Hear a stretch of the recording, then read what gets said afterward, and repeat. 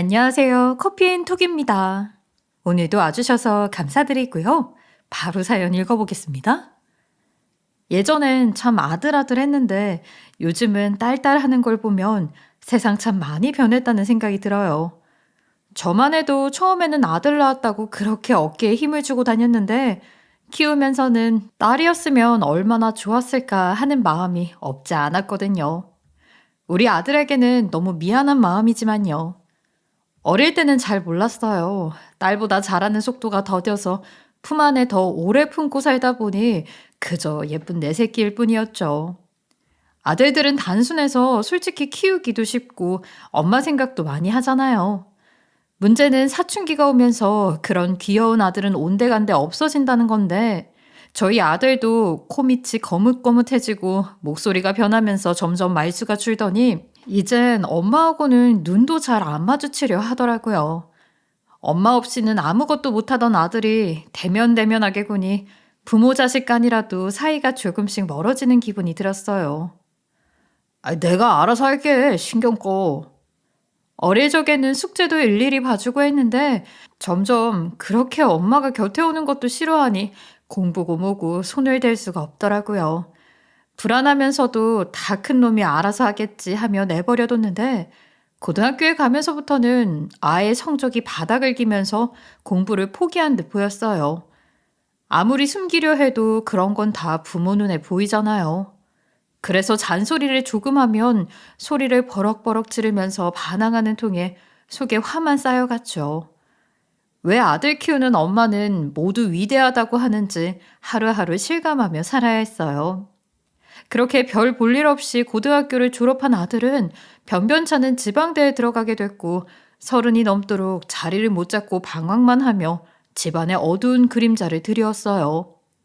조그마한 사무실이라도 취직해서 착실하게 돈을 벌면 좋을 텐데 겨우 들어간 회사도 한 달이 못 되어 때려치우기를 반복하며 허송세월을 보내고 있었죠.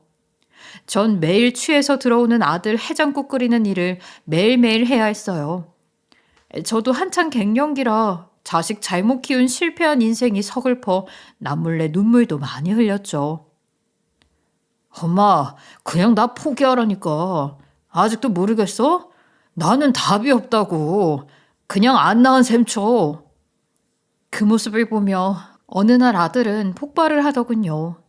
그때까지 먹이고 입히고 재우며 키워준 부모 가슴에 결국 못을 박더라고요. 자기 딴에는 미안해서 그런 걸 텐데 그때는 그게 왜 그렇게 서운했던지 내가 낳은 자식이 맞나 싶어 저도 안 할 말을 해버리고 말았어요. 이놈의 자식이 어미한테 못하는 소리가 없어. 내가 너한테 출세를 하래 호강을 시켜달래. 그저 남들처럼 평범하게 사람 노릇하며 살라는 건데 뭐가 그렇게 불만이고 매사하니 꼽니 너는? 너는 이 나이 먹도록 아들 해장국이나 끓여주며 사는 엄마가 불쌍하지도 않니? 아유 어떻게 하나밖에 없는 아들이 그렇게 어미 속을 몰라. 진짜 내가 너만 보면 속이 뒤집어질 것 같다. 내 명예 못 살겠어 이 망할 자식아. 가만히 그 소리를 듣고 있던 남편도 참다 결국 소리를 지르고 말았죠. 평생 큰 소리 한 번 낼 줄 모르고 조용히 집에서나 회사에서나 있는 듯 없는 듯 살아온 양반이지만 그런 남편조차 지치고 힘들게 만드는 게 바로 아들놈이었으니까요. 맨날 이렇게 술 퍼마실 거면 네가 나가서 벌어서 마셔. 늙은 어미 아비한테 성질이나 부리고 사는 술주정뱅이 아들 우린 필요 없다. 당장 나가. 여태껏 사람 노릇도 못하는 너 키우느라 너네 엄마랑 나 이만큼 허리 휘었으면 됐다. 빨리 나가. 꼴도 보기 싫으니까. 남편은 아들 방에서 아들을 끌어내 결국 문 밖으로 쫓아냈어요. 문까지 걸어 잠그고 아들을 내쫓아 버렸죠. 돈 없고 오갈 데 없어야 절실함을 느끼고 집으로 들어와 사람 노릇 할 거라는 생각이었지만 생각 외로 아들은 순순히 내쫓기며 그 길로 집을 나가버리더라고요. 에이씨, 부모라고 해준 게 뭐가 있다고. 어차피 나도 이놈의 집구석 지긋지긋했어. 나간다고 나가. 다신 찾지 마세요. 그렇게 떠난 아들은 하루가 지나고 이틀이 지나도 처참하게 쫓겨난 그 문을 다시 두드리지 않았어요. 문을 단단히 잠글 필요도 도어록 비밀번호를 바꿀 필요도 없었죠. 돈 떨어지면 백기 들고 들어와서 미안하다고, 잘못했다고, 앞으로 정신 차리겠다고 할 줄 알았지만 일주일이 지나고 한 달이 넘도록 아들은 소식이 없었어요. 어디에 가서 험한 꼴을 당하면서도 자존심 때문에 연락 못하는 건 아닌지, 아니면 철없는 놈이 사고라도 당한 건 아닌지 저는 점점 걱정되기 시작했고, 한 달이 되자 급기야 알아눕게 되었어요. 마음 약한 남편 역시 자기가 쫓아냈으면서도 어쩔 줄을 모르고 담배만 피워대며 마음을 졸여야 했죠. 제발 건강하게만 있어라. 아니, 살아만 있어라 하면서 모래를 씹는 심정으로 살아가고 있던 어느 날 드디어 아들에게 문자 한 통이 왔어요. 집을 떠난 지 꼭 2년 만의 일이었어요. 명절인데 찾아뵙지도 못하고 죄송합니다. 저는 잘 지내고 있어요. 걱정 마세요. 기운 없이 누워있다가 아들의 문자를 받은 저는 벌떡 일어나 앉았어요. 아들 덕분에 곧 명절이라는 것을 알게 될 만큼 의미 없이 하루하루 살아가고 있었는데 힘이 저절로 솟더라고요. 잘 지내고 있다니 얼마나 고마운지. 그 짧은 문자 한 통을 보고 또 보면서 하느님 감사합니다 하며 통곡을 하고 말았죠.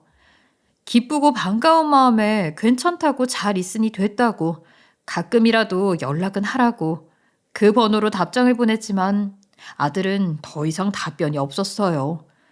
혹시나 하는 마음에 통화 버튼을 눌러봤는데 절대 받지 않더라고요. 그렇게 1년에 2번 명절 때마다 아들은 잘 있다는 문자를 보내왔고 전 그때마다 답 없는 아들에게 상차림을 찍어서 보내며 보고 싶다는 답장을 남겼어요. 집 생각이나 돌아오길 바라는 마음에서요. 하지만 아들은 몇 년이 지나도록 문을 열고 집에 들어오진 않았죠. 그리고 설날을 며칠 앞둔 어느 날 집 앞에 커다란 선물 세트가 놓여 있더라고요. 택배 송장이나 메모도 없는 선물 세트여서 자세히 들여다봤더니 명품 한우 세트였어요. 대충 봐도 좋게 몇십만 원은 할 만한 상품이었죠.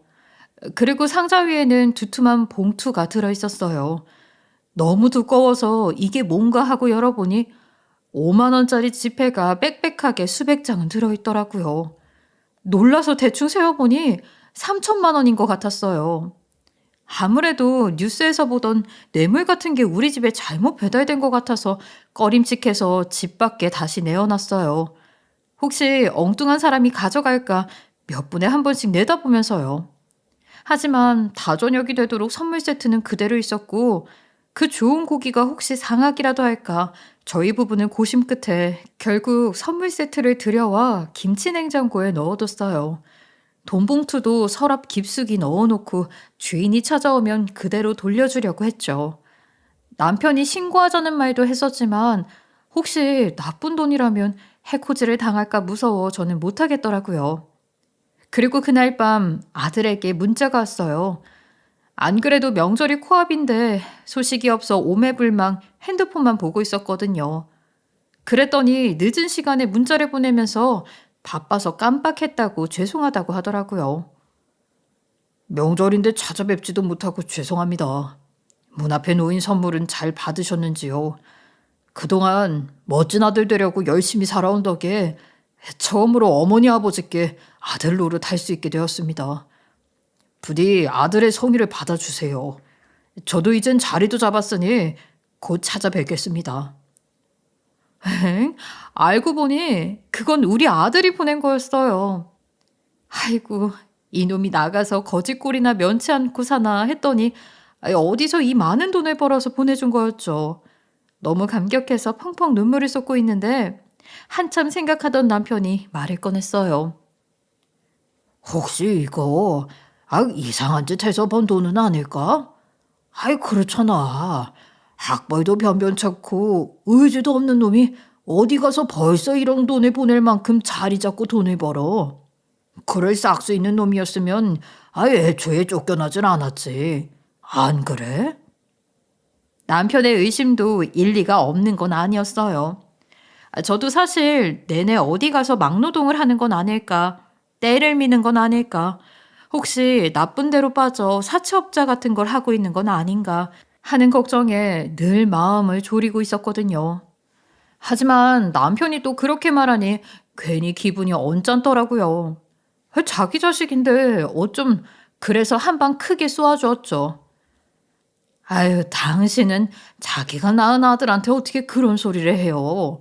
아닌 말로 당신이 걔를 돈 한 푼 없이 쫓아내지만 않았어도 아유, 우리가 지금 이렇게 몇 년이나 자식 얼굴도 못 보고 살겠어요? 아버지가 되어가지고 도움은 못 될 망정. 아유, 어떻게 그런 소리를 할 수 있어요. 당신은 이거 받을 자격 없어요. 나 혼자 고기 다 먹고 돈도 다 쓸 거니까 그렇게 알아요. 어쩐지 아들이 잘 됐다고 생각하니 어깨가 으슥한 게 자신감이 막 생기더라고요. 그래서 그동안 말 못한 남편에 대한 원망을 풀어냈어요. 틀린 말은 아니기에 남편도 할 말은 없는지 꼼짝 못하더라고요.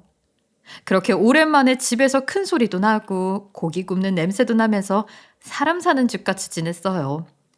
비록 아들은 없지만 어디에선가 잘 살고 있다는 생각만으로도 든든하더라고요. 저절로 힘이 나고 언젠가 만날 수 있다는 생각에 가슴까지 설레었어요. 그리고 며칠 뒤 아들이 정말 집으로 돌아왔어요. 집에서 나간 지 5년 만에요. 저는 저녁상을 차리다가 띵동 하는 소리를 들었을 때 직감적으로 아들 있구나를 느꼈어요. 이게 바로 엄마의 마음이겠죠? 내 자식이 다가오는 기운까지 느낄 수 있는 그런 마음이요. 엄마, 아버지, 저 왔어요. 아들 목소리가 들리자마자 저는 계란에 붙이던 뒤지개를 던져버리고 맨발로 현관까지 단숨에 달려가 문을 열어줬어요. 마치 전쟁에 나갔다 살아 돌아온 아들을 본 것처럼 한 걸음에 달려가 아들을 안아주었죠. 아들 품에 안겨 주룩주룩 눈물을 흘리면서요. 5년 만에 따뜻한 밥을 아들에게 해먹이면서 우리 부부는 지난 5년간 아들이 고생한 이야기를 가슴 아프게 들어야 했어요. 훨씬 들린 사람처럼 밥 2그릇을 순식간에 해치우는 아들과 달리 저희는 한 숟갈도 목구멍으로 들어가지 않더라고요. 엄마 된장찌개가 얼마나 먹고 싶던지 그거 빼고는 다 잘 지냈으니까 걱정 마세요. 아들 이야기를 들어보니 집에서 나간 그 해에는 한 달 넘게 길에서 자면서 정말 거지꼴로 살았다고 하더라고요.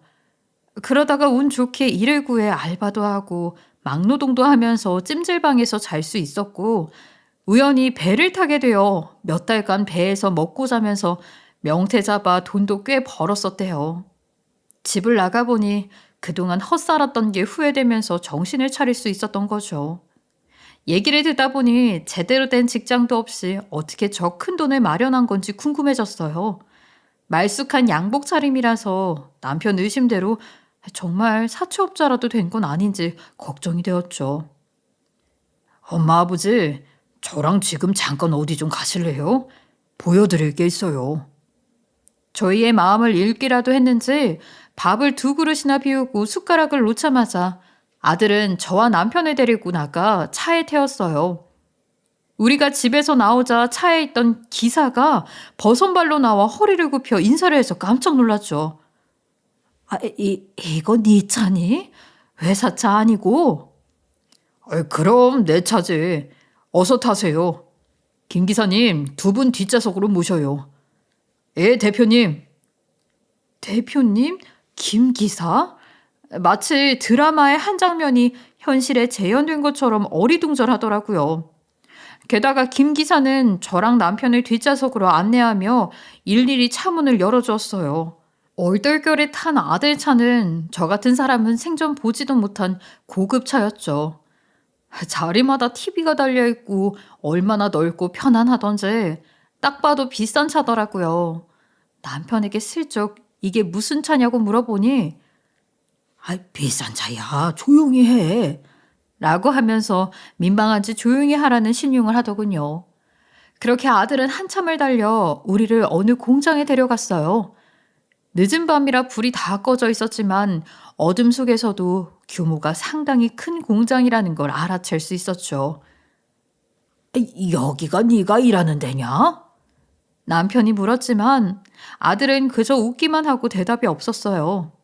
그리고 공장 내부로 들어가 아들이 일한다는 2층 사무실로 갔는데 사무실 안쪽 유리가 통창으로 되어 있어서 공장 안이 한눈에 다 보이더라고요. 아들이 리모컨 같은 걸 들고 조명을 하나둘 켜니 공장 내부 모습이 훤하게 드러났어요. 수많은 기계와 컨테이너 벨트, 로봇까지 설치된 대형 자동화 공장이었죠. 시설이 너무 좋아 입을 떡 벌리고 감탄하고 있는데 남편이 제 옆구리를 콕콕 찌르는 거였어요. 왜 그러냐는 눈빛으로 남편을 쳐다보니 턱으로 뭔가를 가리키더라고요. 그건 바로 아들의 책상에 놓인 명패였죠. 땡땡 일렉트로닉 대표라는 글자 옆에 아들의 이름이 선명하게 새겨져 있었어요.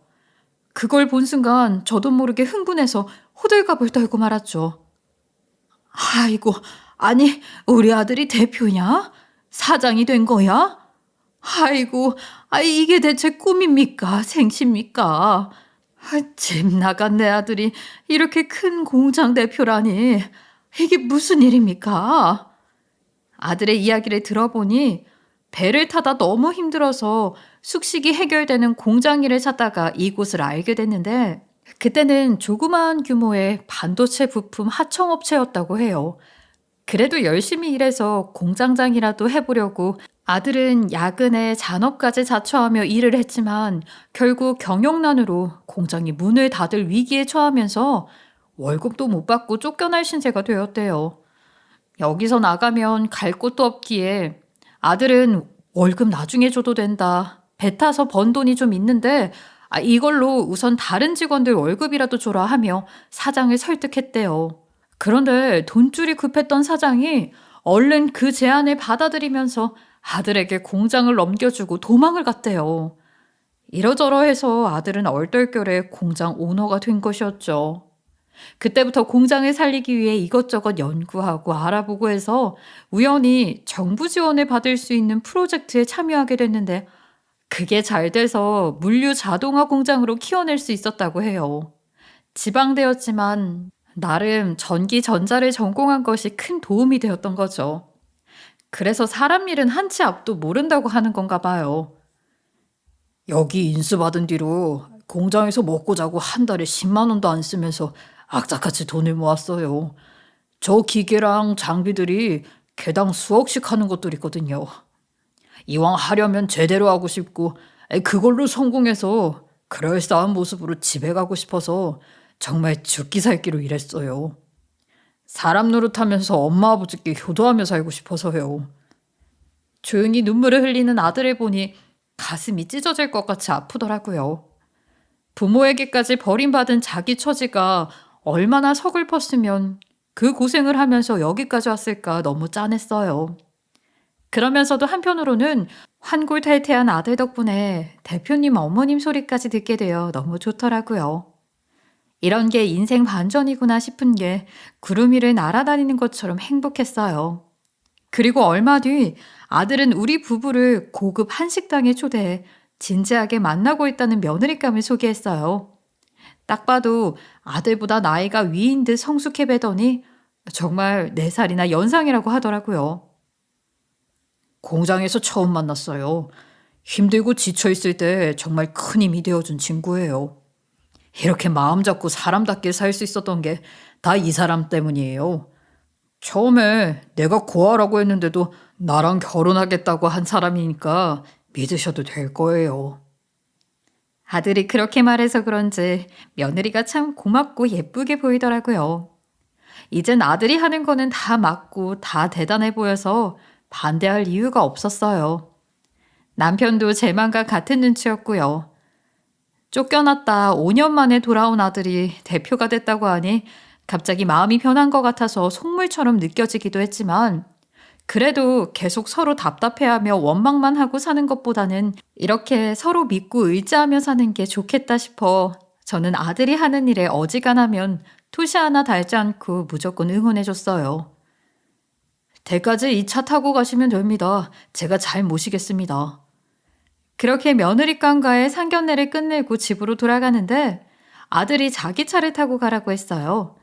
자기는 며느리 차를 함께 타고 가면 된다고요. 눈치를 보니 이미 둘이 살림을 합쳐 함께 살고 있는 것 같더라고요. 그래서 알았다고 하고 김 기사가 운전하는 아들 차를 타고 편안하게 집으로 오게 됐어요.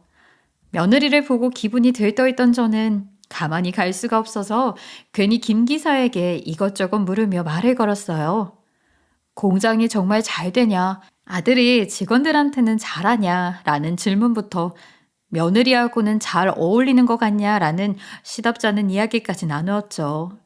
사실 아들은 이제 너무 높게 느껴져 사소한 질문하기가 좀 그런데 김 기사는 나이도 그렇고 아들 같아서 말이 편하게 나오더라고요. 사실은 대표님하고 같은 대학에 다녔었습니다. 제가 고아 출신이거든요. 아무리 지방대라고 혼자 벌어가며 다니는 게 너무 버거워서 2년 겨우 다니다 중퇴하고 조그만 세차장에 취직했는데 대표님이 어느 날 연락을 주시더니 같이 일해보자고 하시더라고요. 믿을 만한 사람이 필요하다면서요. 그래서 이렇게 기사 일도 하고 같이 공장 운영하는 것도 논의하면서 일하고 있습니다. 대표님이 얼마나 잘 챙겨주시는지 덕분에 집도 사고 장가도 가서 이제 딸이 둘이나 되는 아빠가 됐습니다. 다 대표님 덕분이죠. 어쩐지 유독 정이 가고 마음이 편하더라니 김 기사는 아들 친구였어요. 잘 됐다 싶어 저는 바쁜 아들보다 김 기사랑 더 가깝게 지냈어요. 큰일하는 아들한테 일일이 반찬 받으러 나오라고 하지 않아도 되고 잘 살고 있는지 소식도 들을 수 있어서 좋더라고요. 가끔은 진짜 별일도 없이 불러서 밥을 먹이면서 아들 대신 살갑게 김 기사에게 엄마 노릇하는 게 제 낙이었어요. 어머니, 제가 어머님 모시고 좋은 데 가서 대접해드리고 싶은데 언제 시간 괜찮으세요? 며칠 뒤 예비 며느리는 저에게 전화를 걸어 식사 대접을 하고 싶다고 했어요. 여자들끼리 친해지면 좋겠다 싶어 전 바로 다음날 약속을 잡고 며느리를 만나러 나갔죠. 그래도 시어머니인데 며느리한테 추하게 보이긴 싫어서 아들이 준 용돈으로 백화점 가서 가방이랑 구두까지 사서 말이에요. 멋진 레스토랑에서 따로 만난 며느리는 처음 봤을 때보다 훨씬 편안한 모습이더라고요.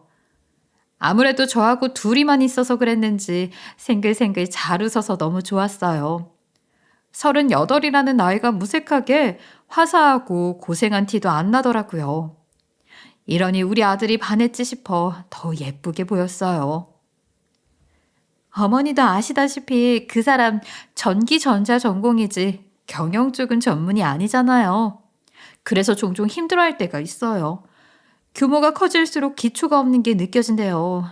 그렇다고 이제 와서 따로 공부하기엔 그 사람이 신경 써야 할 일이 너무 많아서 제가 대신 공부를 해볼까 생각하고 있어요. 결혼하고 대학원 다니면서 채워주려고요. 저도 이제 한 식구인데 도움이 돼야죠. 며느리는 제가 생각한 것보다 훨씬 더 똑똑하고 야무진 아이였어요. 나이가 많아 30 들었을 줄 알았지만 큰일하는 아들 내조를 톡톡히 할 것 같더라고요. 어디서 이런 복덩이를 얻었나 아들이 더 기특해 보였어요. 며느리랑 이런저런 얘기를 하다 보니 저도 마음이 편해졌는지 이것저것 궁금한 것을 묻게 됐어요. 특히 아이 얘기가 궁금했죠. 사실 아들은 며느리와 처음 만난 날 누가 묻지도 않았는데 자기는 아이를 안 낳겠다. 죄송하지만 손주는 안겨드릴 수 없다라고 그랬거든요. 바쁘니까 며느리가 나이가 있으니까 배려해서 그런가 보다 하고 대수롭지 않게 넘겼는데 며느리를 만나보니 몸도 마음도 건강한 게 아이를 낳아도 10명은 낳을 수 있을 것 같았어요. 그래서 조심스럽게 물어봤죠. 그랬더니 며느리는 수줍게 웃으면서 말하더라고요. 아마 저 생각해서 그랬던 것 같아요. 저는 아무 상관없어요, 어머니. 아이가 생기면 고맙고 아니어도 전혀 불만 없어요. 그 사람하고 둘이서 회사 잘 키우면서 행복하게 살면 되니까요. 이런저런 생각이 많은 사람이라 그렇게 얘기한 거니까 너무 섭섭해하지 마세요. 운명에 맡겨야죠 뭐. 어쩌면 말도 그렇게 현명하게 하는지 이렇게 슬기로운 며느리가 곁에 있고 아들이 마음 잡아 잘 살고 있는데 무슨 걱정이고 무슨 욕심일까 싶었죠. 그래서 둘을 믿고 저 역시 운명에 맡기기로 했어요. 이후 아들과 며느리는 결혼식을 올리고 결혼 전보다 더 사업을 키우며 금실 좋게 잘 지냈어요. 자주는 못 봐도 한 달에 한 번은 며느리랑 밥도 먹고 쇼핑도 하면서 고부간에 재미있게 지냈죠. 아들은 너무 바빠 얼굴 볼 새도 없었지만 명절이나 우리 생일에는 잠깐이라도 꼭 얼굴을 비추고 갔어요. 두툼한 봉투와 함께요. 가끔 보는 아들 대신 우리 부부는 며느리는 물론 김 기사까지 식구처럼 챙기며 자주 보고 지냈어요. 하도 제가 자주 부르니까 아들은 김 기사를 아예 며느리 기사로 붙여주고 자기 기사는 새로 뽑아 쓰더라고요. 말수는 적어도 자기 식구는 끔찍하게 챙기는 아이니까요. 그렇게 1년이 지난 어느 날 며느리와 점심 먹고 백화점 쇼핑을 하는데 며느리가 그날따라 더 생글생글하면서 할 말이 있다고 입을 열더라고요. 어머니, 저 기쁜 소식 하나 들고 왔는데. 기쁜 소식? 뭔데? 말해봐.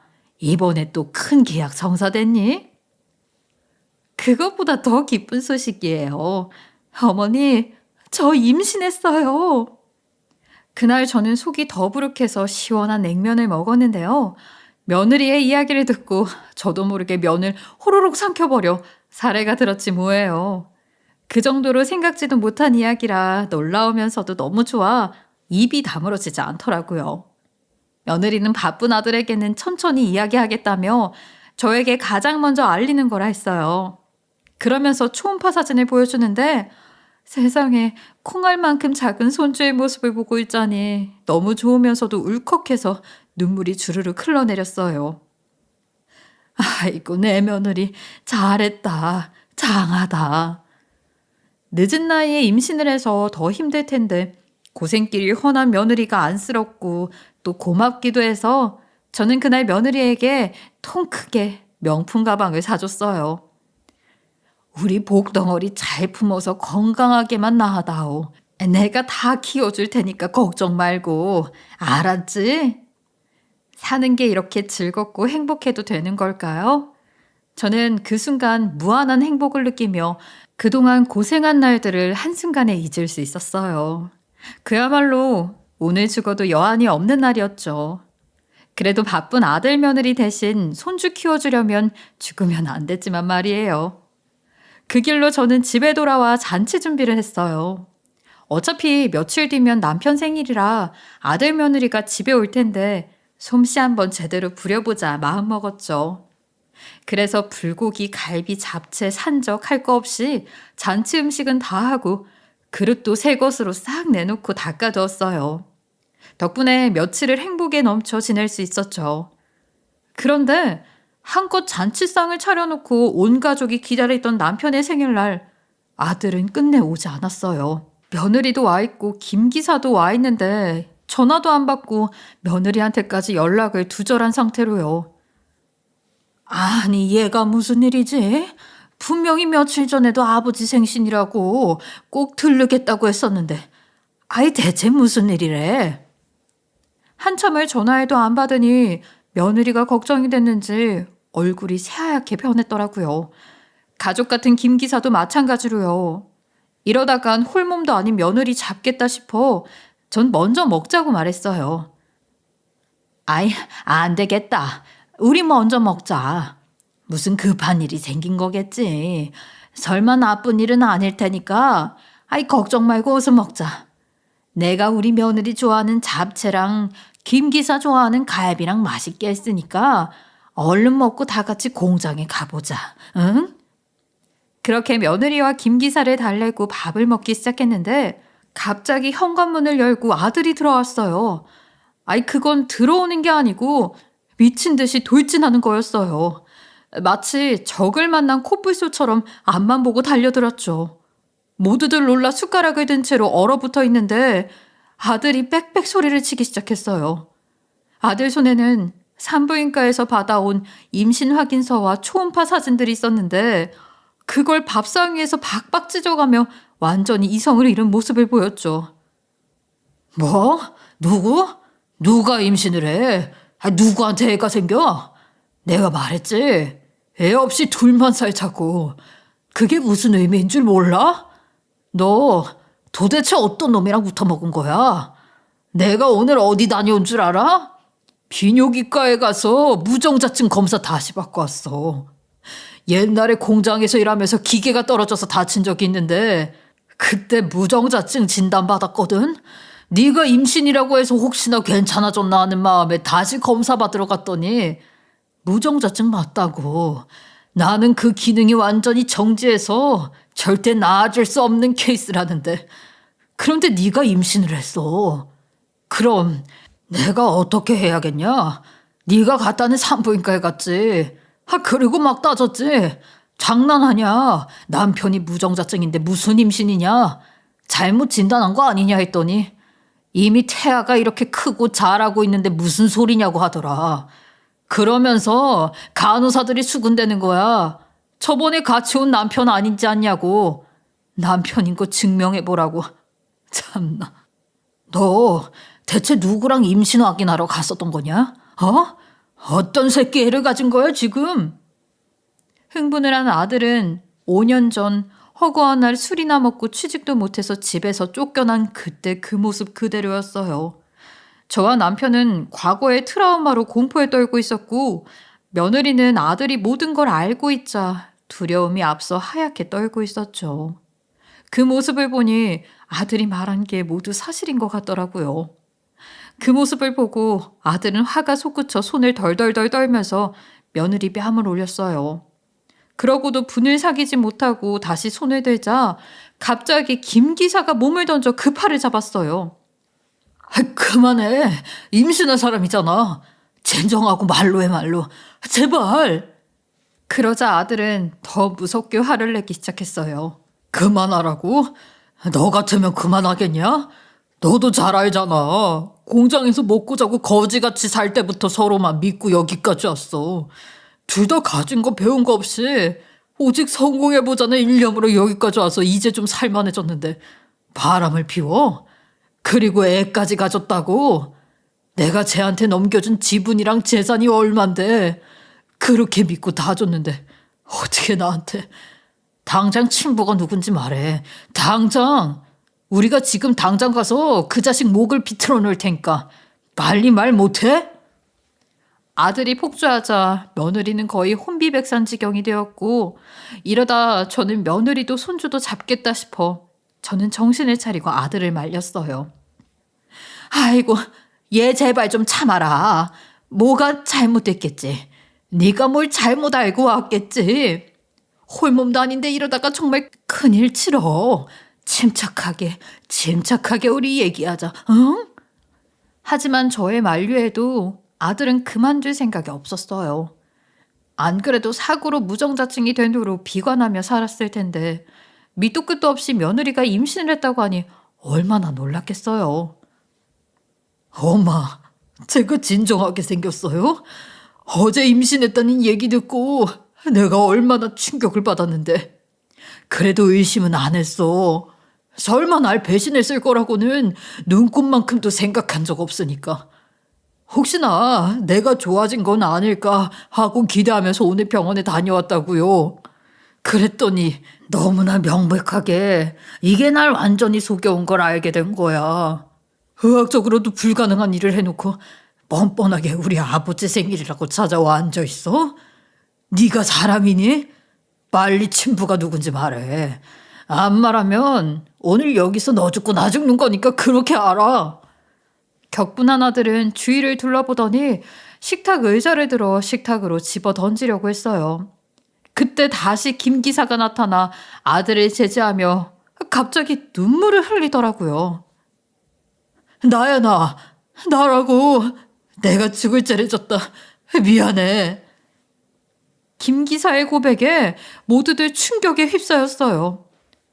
그러니까 며느리가 임신한 아이의 친부가 바로 김 기사라는 이야기였어요. 우리 부부는 너무 놀라 입만 벌린 채로 아무 말도 못했고 아들 역시 한 번도 상상해보지 못했는지 부들부들 떨면서 놀라 주저앉더라고요. 둘 사이가 언제부터 그렇게 된 걸까 생각해보니 김 기사가 며느리 차 운전을 하게 하면서부터였던 것 같았어요. 대학원 다니랴, 아들 일 도우며 회사 이사로 일하랴 바빴던 며느리가 언제 또 바람을 피웠겠어요. 노상 붙어 다닌 김 기사와 그랬다면 그건 말이 되는 거였죠. 차라리 모르는 놈이랑 만나지 그랬어. 왜 내 친구랑, 그것도 처자식이 있는 유부남이랑. 그때 거의 혼절해서 누워있던 며느리가 벌떡 일어났어요.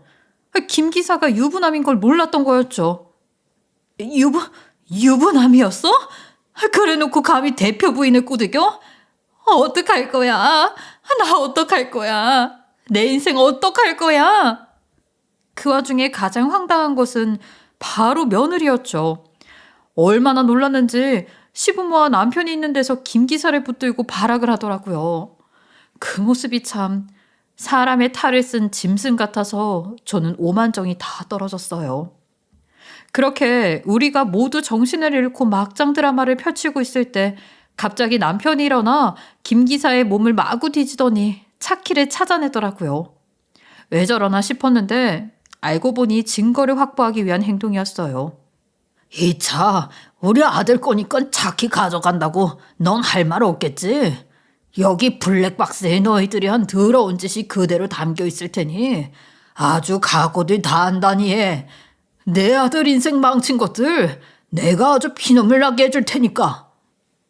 남편은 5년 전 아들을 쫓아낸 것에 대한 빚을 갚는 듯 결정적인 순간에 결정적인 행동으로 아버지 노릇을 톡톡히 했죠.